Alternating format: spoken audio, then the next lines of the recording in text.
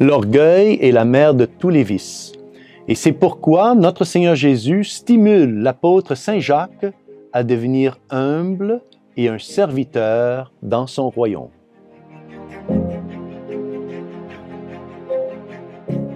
Au nom du Père et du Fils et du Saint-Esprit, Amen. Chers frères et sœurs, Salve Maria et bienvenue au commentaire de l'Évangile pour aujourd'hui.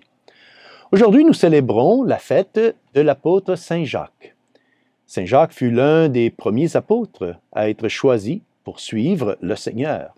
Lui et son frère, Saint Jean, travaillaient comme pêcheurs pour leur père Zébédée. Les évangiles nous apprennent que Jacques est l'un des 3 seuls apôtres que Jésus a invités à assister à la résurrection de la fille du chef de la synagogue. Et Saint Jacques, ensuite, on le voit invité au mont Tabor pour la glorieuse transfiguration du Seigneur. Nous apprenons également dans les évangiles que ces 3 mêmes apôtres, Saint Pierre, Saint Jacques et Saint Jean, ont été conduits par le Seigneur Jésus dans le jardin de Gethsémani, juste avant sa mort et juste avant sa passion et sa mort.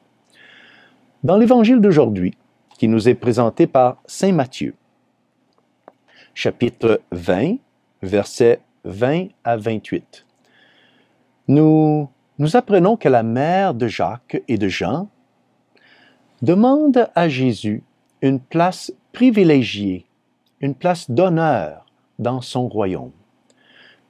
Voici ce qu'elle dit. En ce temps-là, la mère de Jacques et de Jean, fils de Zébédée, s'approcha de Jésus avec ses fils Jacques et Jean, et elle se prosterna pour lui faire une demande. Jésus lui dit, « Que veux-tu? » Elle répondit, « Ordonne que mes 2 fils que voici siègent l'un à ta droite et l'autre à ta gauche dans ton royaume. » Nous voyons donc ici, frères et sœurs, les ambitions mondaines d'une mère pour ses enfants. Ces ambitions ne sont pas nécessairement mauvaises. La mère souhaite, en fait, quelque chose de bon pour ses 2 fils. Oui, je dis cela parce que souhaiter une position spéciale dans le royaume de Jésus pour ses fils ne peut pas être quelque chose de mauvais. C'est en fait quelque chose de bon, naturellement parlant, mais ne va pas au-delà d'une simple ambition humaine et donc naturelle. La mère admire et suit Jésus, mais ne le comprend pas pleinement. Nous ne voyons pas ici Saint Jacques rejeter ce que sa mère souhaite pour lui.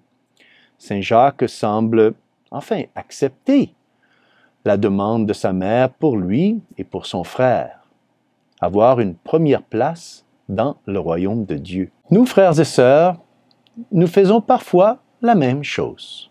Et oui, nous écoutons la parole de Dieu et nous suivons le Seigneur en recevant les sacrements, mais nous ne le comprenons pas toujours pleinement. Nous ne comprenons pas toujours le message de Dieu. Nous sommes attirés par le Seigneur pour des raisons naturelles, mais pas toujours pour des raisons surnaturelles et saintes. Nous finissons par suivre nos propres intérêts et ambitions pour notre famille, pour nous-mêmes et même pour notre Église paroissiale, et nous oublions d'œuvrer par amour pour notre prochain et pour la gloire de Dieu et pour l'Église universelle. Nous voulons les premières places. Tout comme Saint Jacques, donc nous ne comprenons pas toujours que suivre le Seigneur n'a rien à voir avec le prestige et les honneurs, mais tout à voir avec le service et le sacrifice. Saint Jacques, et probablement aussi tous les autres apôtres, ont d'abord eu du mal à comprendre le message de Jésus. Demander à avoir les premières places dans le royaume du Seigneur n'était pas quelque chose qui plaisait beaucoup à Jésus.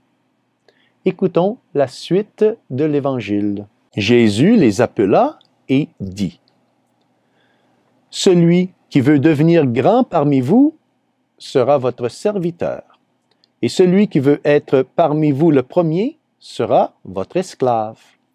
Ainsi, le Fils de l'homme n'est pas venu pour être servi, mais pour servir, et donner sa vie en rançon pour la multitude. Nous pourrions qualifier cette demande de Saint Jacques d'une demande orgueilleuse.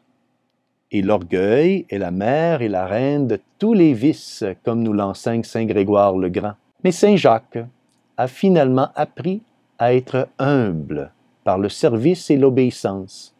Et Saint Jacques a été le premier apôtre à être martyrisé par amour pour l'Évangile, par amour pour le Seigneur.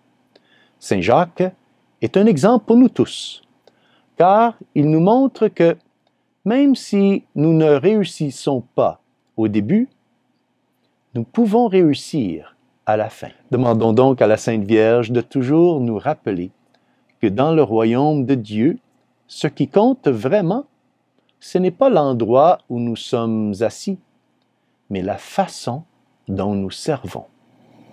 Et que Dieu Tout-Puissant vous bénisse, au nom du Père et du Fils et du Saint-Esprit. Amen. Salve Maria!